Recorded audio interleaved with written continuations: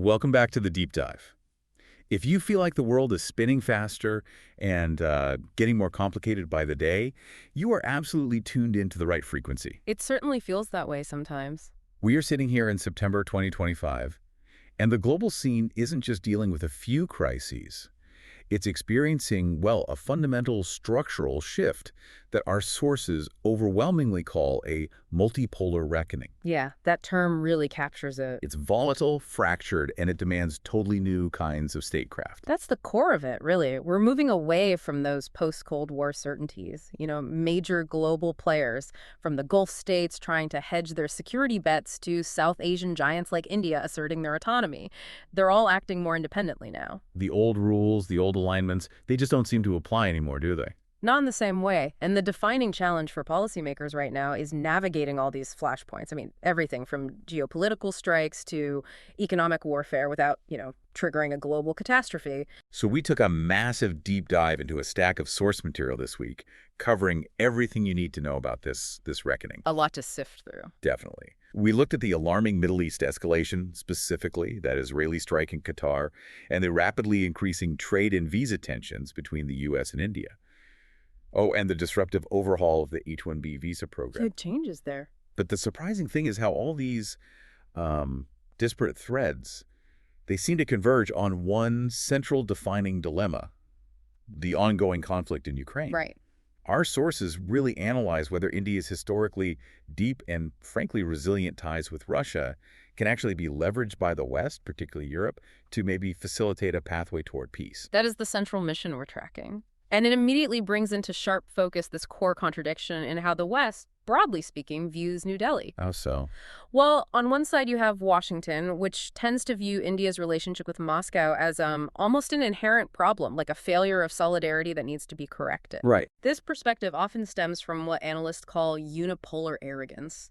This assumption, basically, that neutrality equals insufficient loyalty to the U.S.-led order. It's that old assumption, isn't it? Mm-hmm. That in a major global conflict, India should just seamlessly fall into the anti-Russia camp and, abandon a decades-long strategic partnership overnight. Exactly. That's the expectation in some quarters. But Europe, by sharp contrast, is increasingly adopting what our sources are calling the instrumental view. Instrumental view. Okay. Yeah.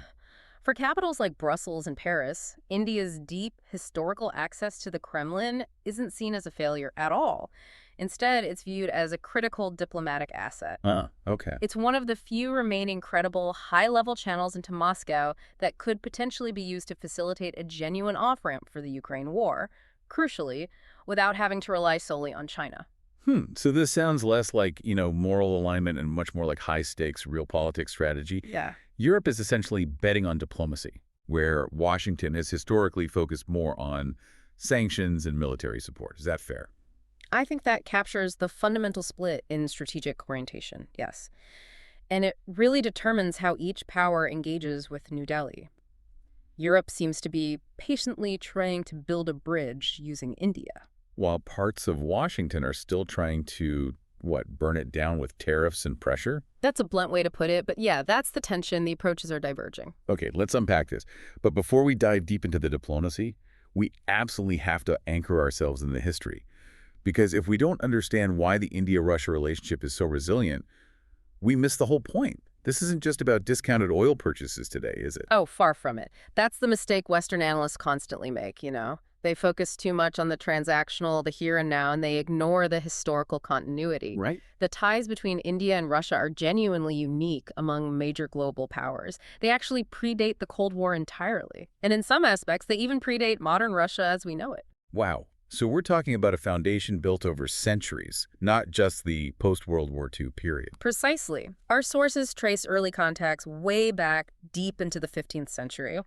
They highlight figures like the Russian merchant and traveler Afanasy Nikitin, who documented his journeys across India back then. Fascinating. And that was followed by centuries of Russian interest in India Indology studies, philosophical interest, cultural exchange. So this connection, it's partly strategic, yes, obviously, but it's also deeply sentimental.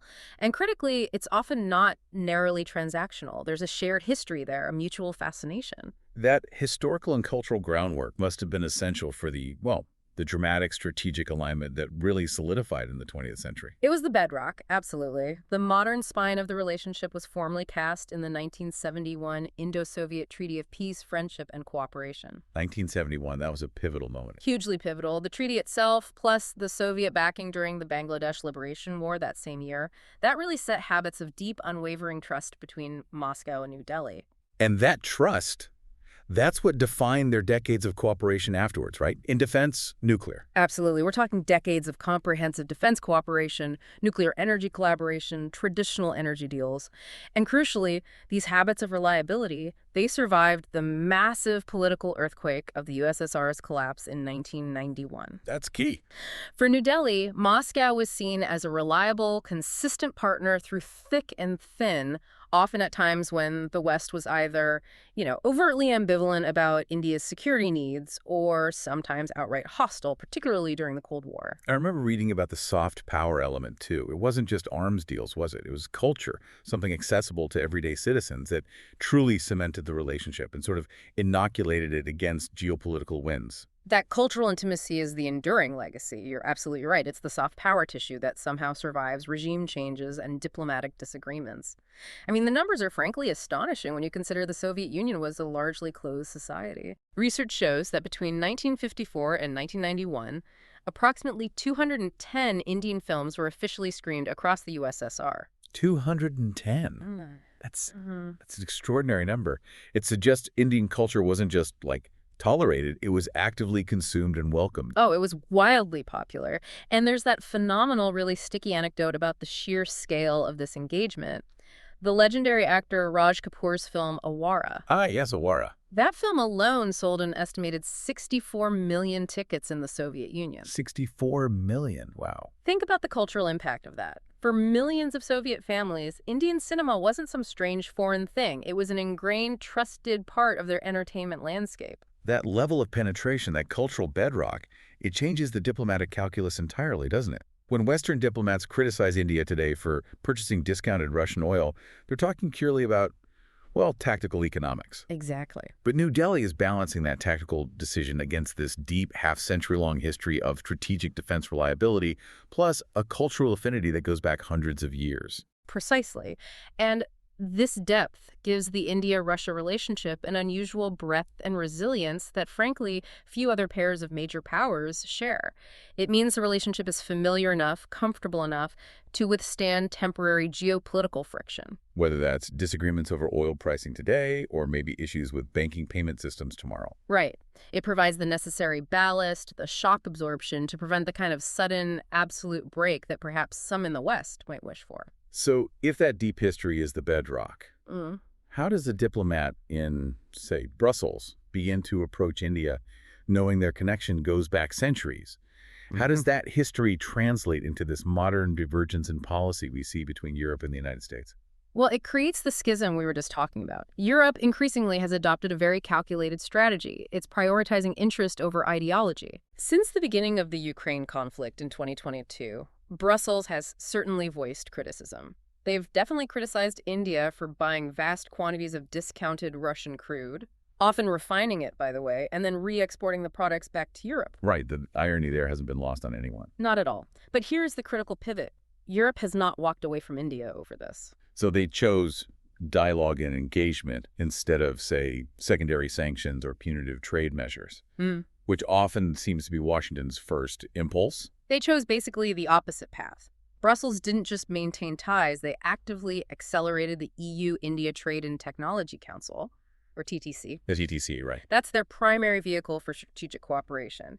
And they've been aggressively pushing to finalize a long-sought free trade deal. Europe has consciously, deliberately framed India as a priority partner, signaling that their long-term strategic need for India outweighs their immediate discomfort over New Delhi's energy policy. Precisely, that's the calculation. So what is the fundamental European logic here? Why tolerate this highly visible neutrality on Ukraine? The logic is powerfully pragmatic, really. Europe desperately needs options that go beyond simply escalating the war indefinitely. They need channels into Moscow that meet three specific criteria. Okay, what are they? 1, they must be credible to the Kremlin. 2, they must be channels that Kyiv trusts enough to actually use. And 3, they must be channels the West, including Washington, can tolerate, even if grudgingly. And India fits that bill perfectly. India fits this niche perfectly, according to this view.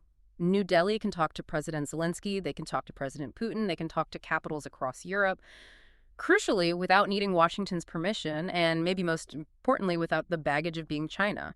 India is seen as this distinct, potentially reliable interlocutor. Okay, let's contrast that instrumental, pragmatic European approach with Washington's frequent view, which you aptly termed unipolar arrogance earlier. Yeah, the contrast is pretty stark. The default setting for many in Washington, or at least the perception, tends to view India's autonomy, its strategic independence, as insufficiently helpful. It leans towards applying a sanctions-first, arms-heavy approach. Which critics argue can inadvertently undermine diplomatic efforts. Yeah, exactly. It prioritizes compliance over connectivity, you could say. But I have to push back a little on that critique of the U.S. approach. Isn't that framing maybe a bit unfair? I mean, the counter-argument is pretty strong. Without the massive infusions of U.S. military support, without the economic pressure created by sanctions, Kyiv wouldn't have the leverage to negotiate anything, right? That's a critical point. Without that hardware, wouldn't India just be mediating a surrender, not a peace? That is a critical point, and it's precisely why the debate is so fierce inside Washington itself. The counter-argument that military support is absolutely essential for Ukraine's survival and for maintaining leverage at the negotiating table is entirely valid. No one serious disputes that. However, the critics, and this includes restraint-oriented institutions like the Quincy Institute, they argue that this prioritization has led to a kind of policy imbalance. Imbalance how? They warn that the surging defense revenues, the sheer inertia of the military-industrial complex, have maybe systematically crowded out diplomacy, that it's made indefinite militarization the default option, which in turn might actually reduce Moscow's incentive to bargain seriously with anyone, including India. So the European calculation is essentially, okay, if the U.S. hardline approach provides the necessary military leverage, maybe India can provide the necessary diplomatic bridge to use that leverage. A strategy the U.S. itself isn't perhaps well suited to execute directly. Precisely. That seems to be the thinking. The U.S., critics might suggest, is often too quick to reach for tariffs and sanctions, the tools of coercion, before it fully exhausts diplomatic pathways. Whereas Europe is maybe betting on the longer game of dialogue, facilitated by partners like India. So the debate highlights this policy gap, this diplomatic space that India is now being asked to fill, bridging the hardliners in Washington with the maximalists in Moscow, maybe through phased, interest-based compromises. That's exactly the tightrope India is being asked to walk. Okay, that structural divergence in policy between Europe and the U.S. brings us naturally to the global turbulence we've seen just this month, September 2025. Because this friction over Ukraine, it isn't happening in a vacuum, is it? Not at all. It's part of this broader structural shift, the one you termed the multipolar reckoning. It is the full picture. We are definitely in a post-unipolar world. Power now operates as a much more fluid system of competing, sometimes overlapping, often transactional coalitions. The U.S. no longer dictates global terms unilaterally. It has to compete, hedge, negotiate. Absolutely. And we see the dramatic evidence of this structural shift in 3 major geopolitical flashpoints that all happened within just a 10-day window this month. It's quite extraordinary. Let's start with the Middle East, which experienced an incredibly dramatic, really disruptive escalation. Yes, the Qatar strike on September 9, 2025. Israeli warplanes struck Doha's Laktafia district. Now, the official target was stated as senior Hamas leadership. Right. But the tragic outcome was significant collateral damage. 6 people killed, including civilians. And this was a dramatic, frankly unprecedented escalation because Qatar is both a key regional U.S. ally and it hosts the massive U.S. Central Command headquarters, specifically Al Udeid Air Base. So that strike wasn't just a military action. It felt like a diplomatic bomb. It directly disrupted U.S.-backed mediation efforts, didn't it? Yeah. Since Qatar has been a long-standing key intermediary for Gaza negotiations. Absolutely. While Prime Minister Netanyahu defended the action, citing necessary self-defense, the strike severely strained those fragile Saudi-Israeli normalization talks that were underway.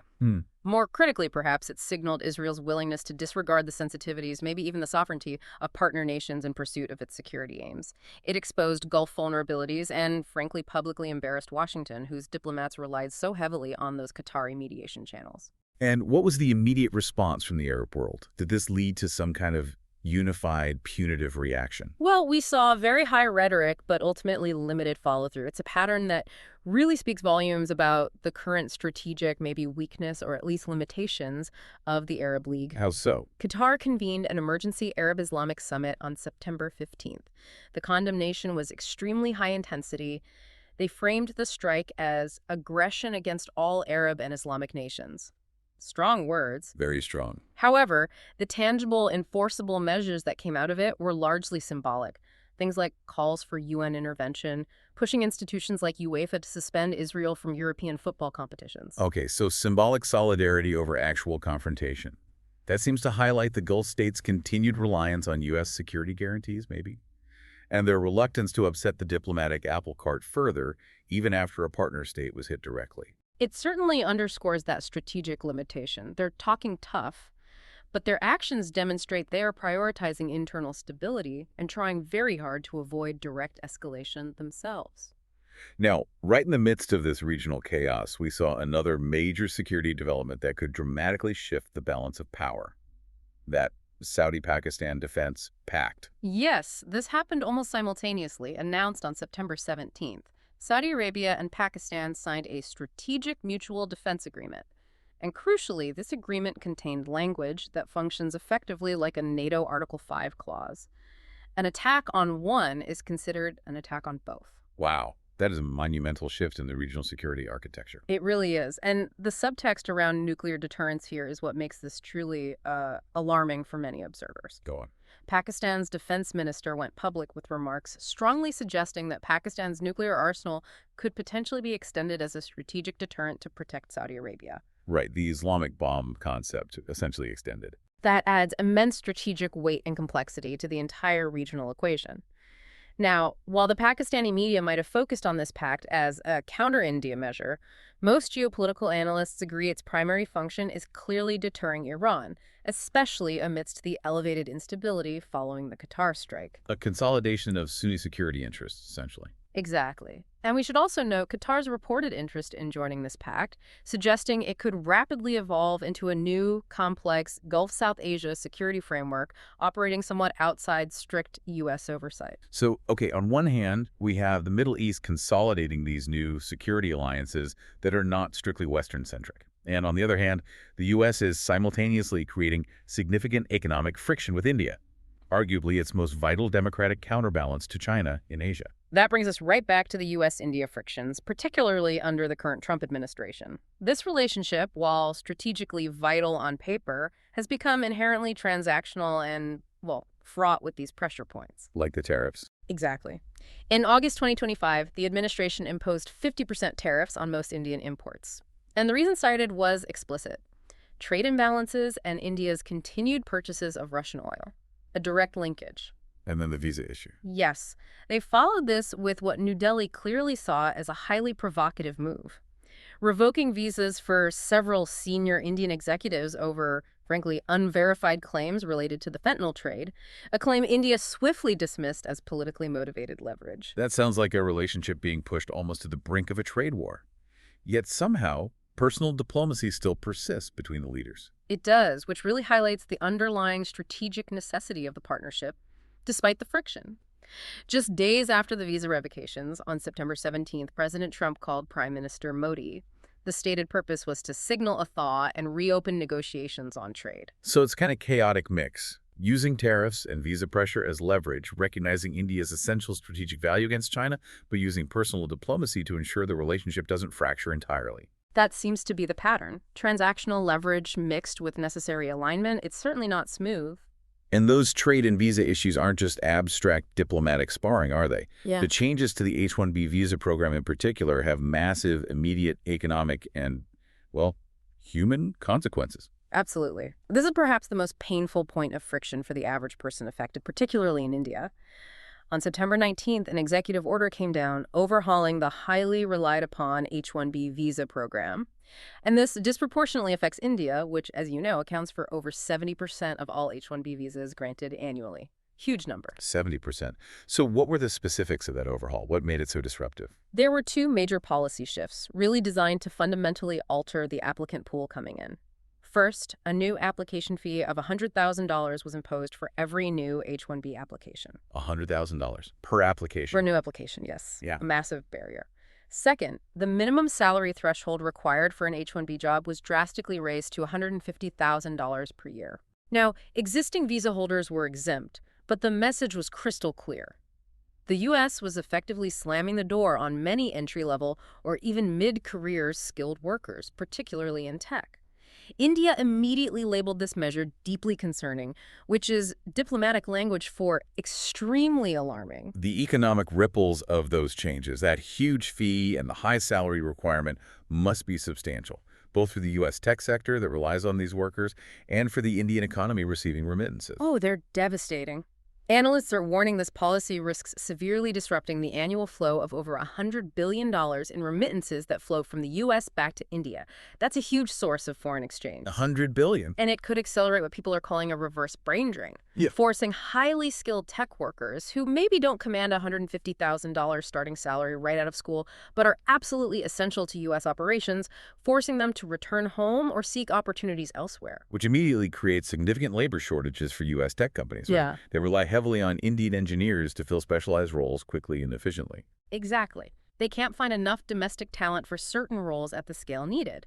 This policy directly impacts their ability to innovate and compete. This kind of almost national self-sabotage, coupled with the global instability we've discussed, it must be clearly reflected in the latest global economic forecasts. It is, precisely. The latest data we have from the IMF and World Bank shows just how fragile the global economy is right now. The baseline GDP growth forecast for 2025 sits precariously at just 3.0%. 3% globally. But the combination of these new trade barriers, the imposition of tariffs like the U.S.-India ones, and the increased volatility from geopolitical shocks like the Qatar strike, well, analysts say that could easily pull global growth down to 2.5%, a significant drop. And for India and its region specifically, what's the projected impact? For South Asia, which is primarily driven by India's large economy, the relatively healthy 5.8% growth forecast is now directly at risk. Analysts suggest it could be reduced by anywhere from 0.5% to 1% just due to the cumulative effect of those new U.S. tariffs and these crippling H-1B fees. 0.5% to a full percent shaved off growth. That's significant. It is. Meanwhile, the U.S. is certainly not immune to these self-inflicted wounds. Analysts warn that the resulting tech labor shortages from the H-1B restrictions alone could cut 0.2% to 0.5% from overall U.S. economic growth. Hurting the very competitiveness the policies supposedly aim to protect. Precisely. The irony is palpable. So, amidst all this fracturing, this policy chaos, this economic pressure, who's the opportunistic beneficiary? Who potentially profits from all this uncertainty? Well, perhaps surprisingly, Russia is finding itself in a better position than many anticipated just a year ago. Despite the heavy costs of Western sanctions and the ongoing war in Ukraine, the current high oil prices forecast to average somewhere between $95 and $100 per barrel in late 2025 are providing Moscow with significant fiscal relief. So the high energy prices are undermining the sanctions regime. To a significant degree, yes. This revenue allows the Kremlin to continue funding the war effort, deepen its partnerships in the Gulf and across the global south, distract the West from focusing solely on the Ukraine front, and generally weather the economic storm more easily than the U.S. and Europe had perhaps predicted or hoped. And this general chaos, this friction, it also seems to be accelerating the fragmentation of the global economy into these parallel ecosystems our sources kept mentioning. It feels like a return to spheres of influence, but defined more by trade and technology this time, not just military bases. That's absolutely the structural element of this multipolar reckoning we're seeing. De-risking, decoupling, whatever term you use, it's driving competition on multiple financial and technological fronts. Like what specifically? Well, we are seeing major challenges emerging to the Western-led financial architecture. Think about the shift away from the complete dominance of the petrodollar towards serious attempts, particularly by China and Russia, to create a viable petroleum for energy trades. Right, trading oil in Chinese currency. Exactly. Then there's the clear battle between U.S.-centric tech ecosystems and Chinese alternatives in AI, 5G, and telecommunications platforms. And we're seeing the emergence of new security pacts, like the Saudi-Pakistan agreement, which challenged traditional Western military alliances. And the cost of all this fragmentation. The IMF has issued a stark warning. They estimate that due to this de-risking trend and the rise of tariffs and trade barriers, overall global trade costs could surge by 10 to 15% by 2026. Okay, hold on. For the listener, what does a 10 to 15% rise in global trade costs actually mean for their daily life? Are we just talking about abstract macroeconomic figures here, or does this hit home? Oh, it definitely hits home. We're talking about direct inflationary pressure. When trade gets more expensive because of tariffs, shipping hurdles, or regulatory divergence, so do all the imported goods you buy. Like electronics, cars. Electronics, cars, clothing, even food in some cases. This fragmentation adds friction to global supply chains, and that friction inevitably translates into higher prices and maybe reduced choice or efficiency for consumers globally. It is, in a sense, the price we pay for this multipolar world asserting itself. And China seems to be perfectly positioned to exploit this shift, doesn't it? Especially in the Middle East and North Africa, MENA, where the U.S. may have just alienated key partners with that strike in Qatar. China is already incredibly dominant economically in the region. They are the largest trading partner by far in MENA, boasting something like $470 billion in trade in 2023. $470 billion. Yeah. And their appeal to the Gulf states is powerfully simple, really. They offer a non-interventionist, development-first approach. While the U.S. traditionally offers security primarily through military bases and arms sales, China offers infrastructure, technology, and economic integration that aligns very well with national diversification plans like Saudi Arabia's Vision 2030. And their influence levers seem to cover everything from energy to currency to tech. They do.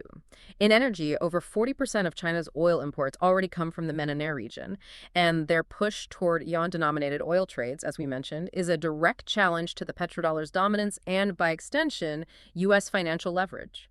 What about infrastructure and tech? In infrastructure, their Belt and Road Initiative projects are massive anchors across the Gulf, connecting logistics hubs, ports, and energy facilities. Technologically, Chinese firms like Huawei are often dominating the rollout of 5G networks, AI applications, and fintech services across the region.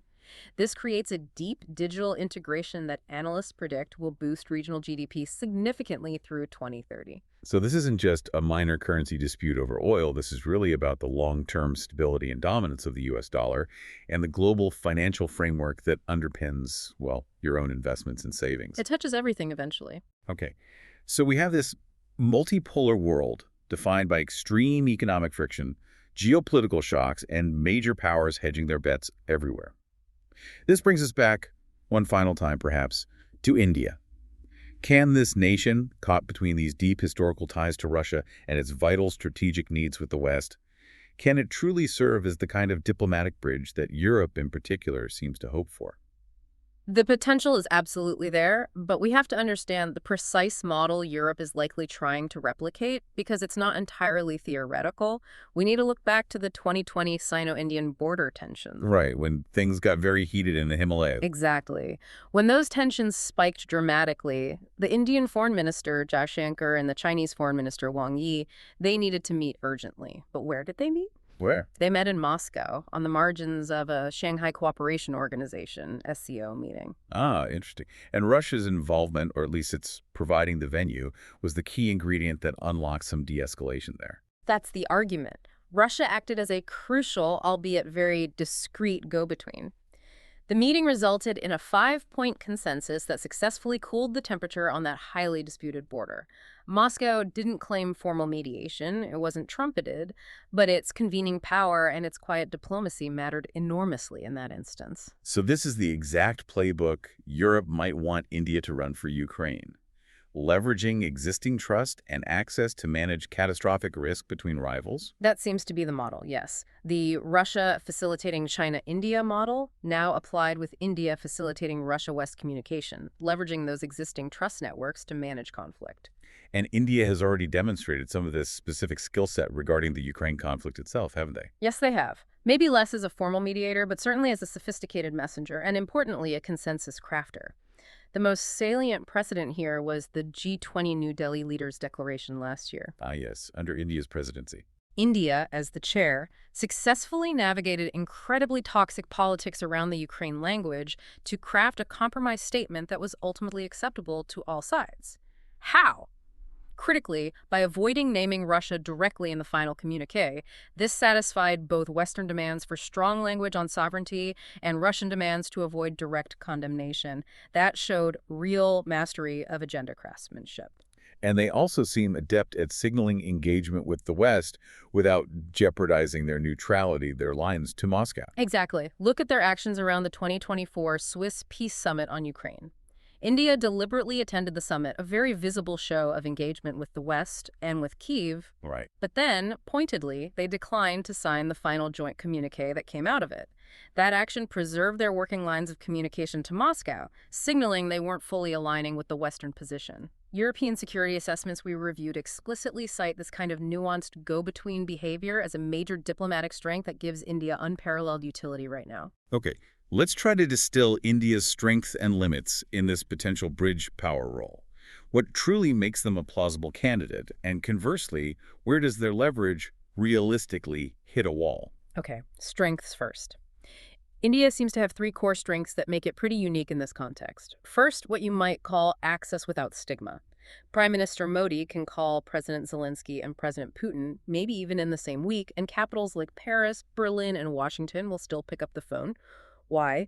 Because India retains immense credibility, particularly in the global south, and isn't seen purely as a Western proxy. That's crucial. Second, agenda craftsmanship, which we just saw demonstrated with the G20 precedent. They have shown they can draft language broad enough or ambiguous enough to carry a fractured global coalition forward, at least on paper. Third, RACSCO, familiarity. Delhi is just deeply comfortable navigating the rooms, the forums, and the geopolitical dynamics that Moscow cares deeply about, forums like the Russia-India-China RAC trilateral mechanism or the Shanghai Cooperation Organization, SCO. They can operate credibly in those spaces without being immediately dismissed as carrying water for the West. Okay, those are significant strengths. But let's be realistic. New Delhi cannot simply command Moscow to stop fighting. What are the major practical limits on their power here? The limits are very real, absolutely, and we have to be sober about them. The United States Institute of Peace, USAKI, among others, has noted repeatedly that India's actual leverage on Russia is finite. Yes, India buys vast quantities of Russian oil and arms, but that relationship is ultimately one of interdependence, not dominance. India cannot unilaterally coerce Moscow's overall strategic policy in Ukraine. That's limit number one. Okay, what else? Second, Kyiv maintains ultimate agency. No mediator, however skilled or well-intentioned, can impose outcomes that Ukraine itself finds unacceptable regarding its sovereignty and territory. India respects this principle deeply. And finally, third, U.S. domestic politics complicate every single diplomatic calculation. Even if India manages to craft a brilliant phased plan for de-escalation, Washington's own sanctions inertia, the incentives of the defense industry, or just political gridlock can easily derail the timing or execution of any potential settlement plan. So given those strengths and those very real limits, the realistic India-Europe playbook can't possibly start with aiming for a massive grand peace treaty right away. It has to focus on smaller, more bounded achievements first, maybe designed to rebuild trust and create momentum. Exactly. It has to be phased. What would be those crucial first phase deliverables for this kind of shuttle diplomacy? They absolutely must start with immediate, tangible, humane deliverables. Things designed to stop localized suffering and build a tiny bit of confidence. The short-term focus has to be on practical measures like facilitating POW exchanges, working to guarantee civilian nuclear safety around volatile sites like Zaporizhia, Critical. securing reliable grain corridors and Black Sea shipping guarantees to help global food security, and perhaps coordinating humanitarian demining operations in accessible areas. These are concrete areas where India could potentially deliver messages, Europe could perhaps underwrite some of the logistics or verification, and even Russia might be able to claim small, face-saving wins or concessions. It's about building that diplomatic muscle through a sequence of small wins first. Precisely, reestablishing functional channels. Beyond those humanitarian steps, what about the economic alignment piece? Given all the chaos in the oil markets we discussed, that seems like a vital area for quiet cooperation between, say, Brussels and Delhi. Quiet alignment on energy de-risking is absolutely crucial, yes. Europe likely needs India to quietly align on the enforcement of the oil price cap mechanism. Not necessarily to stop buying Russian oil entirely, that's probably unrealistic, but to help ensure the pricing mechanisms don't completely break down or whiplash global markets. How would that work? Europe needs India's visibility into the market, maybe helping counter the risks posed by Russia's growing shadow tanker fleet. And India, for its part, wants predictability and stability for its vast energy supplies, especially those it provides to the global south. So this is an area where Brussels and Delhi might find pragmatic common ground, aligning on practical outcomes without getting bogged down in ideological debate. And strategically, looking beyond Ukraine itself, India could perhaps use its unique ties, like in the RIC format, to manage secondary risks, preventing other flashpoints from maybe derailing any delicate Ukraine diplomacy. Correct. That's another potential role. New Delhi could leverage its access within forums like RIC or SCO to subtly encourage Moscow to help keep the China-India border channels calm. Lowering the risk of a major bilateral escalation between Beijing and New Delhi prevents a crisis that could completely distract or derail the delicate diplomatic process India might be trying to run on Ukraine. It's multi-layered risk management, essentially. Okay, so if they manage to achieve some of these smaller confidence-building goals, what does the phased framework for a wider settlement potentially look like? What comes next? The phased approach, borrowing heavily from restraint scholarship and past conflict resolution efforts, would likely involve a clear sequencing of steps, each building on the last. It probably starts with verifiable, localized ceasefires in specific sectors, not a general one immediately. Okay, localized ceasefires first. Then? Followed by carefully monitored withdrawals of forces in those limited sectors. Then comes the really hard part. The negotiation of crucial security guarantees for Ukraine, guarantees that, crucially, do not necessarily require formal NATO expansion, which is a red line for Moscow. And how do you incentivize Russia to agree to any of this? All of these steps must be paired explicitly and transparently with clear sanctions relief conditionality, action for action.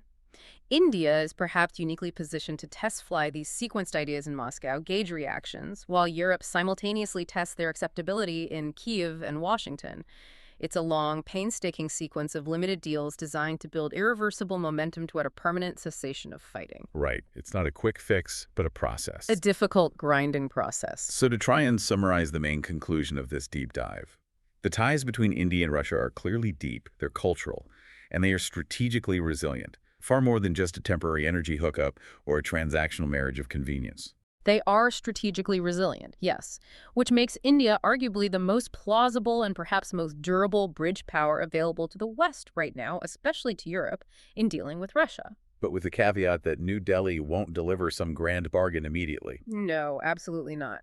The realistic strategic goal here is constructing that careful sequence of limited, bounded deals.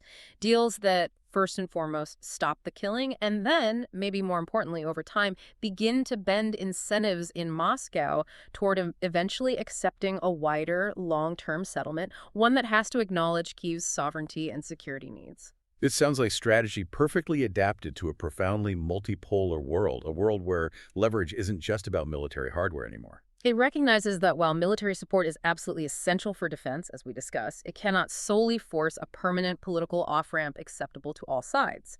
Only patient, nuanced diplomacy, leveraging deep existing relationships like the complex one between Moscow and New Delhi, can truly hope to pave that path. Which leads us with a final provocative thought for you, the listener, to maybe chew on. If the U.S. largely continues its sanctions-first approach, focusing primarily on coercion and military leverage, while Europe increasingly leans into India's more subtle, deep diplomatic potential, does that imply that the eventual path to peace in Ukraine might rely on U.S. influence being perhaps temporarily sidelined or maybe even subtly bypassed by its own key allies? Is diplomatic agility, as potentially demonstrated by India and Europe in this scenario, becoming the new form of critical leverage, maybe even supplanting military hardware as the primary driver of global political solutions in this messy multipolar era? That's a big question, it is. I'll leave you to think about that one.